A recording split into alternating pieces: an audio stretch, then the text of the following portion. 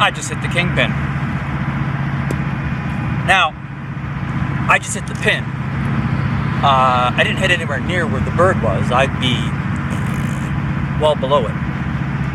And that actually is the subject of this Pole Archery 108. To be fair, I don't remember where I am in my Pole Archery instruction series, or whatever the heck I call it series. Basically, I spend a lot of time out here practicing shooting at an empty fork. And I hit a lot of pins because I shoot so much. I miss a lot. But yet, when I'm shooting and the fork is full,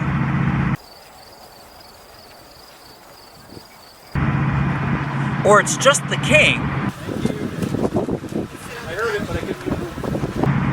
I find that I can ring those pins, I can hit the bars, I can even hit the bird. And it will not fall. A good example of that occurred during our king shoot. One of our archers, Marcel, he rung the side of the pin.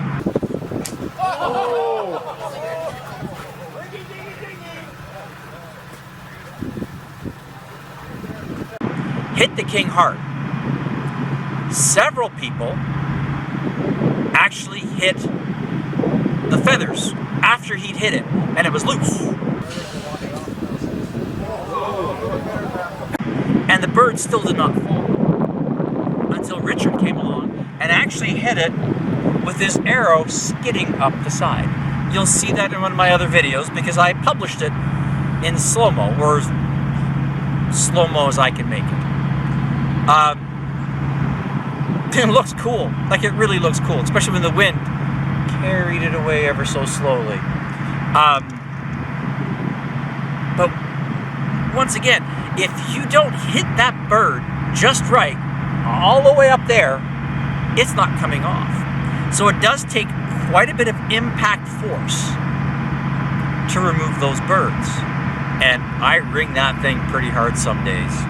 I mean, this particular bow and this arrow are going about 175 feet per second.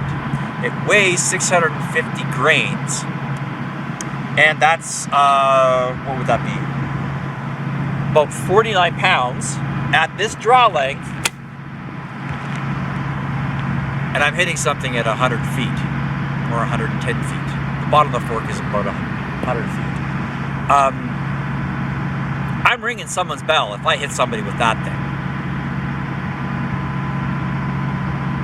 Food for thought, just because you hit something does not mean it's going to fall.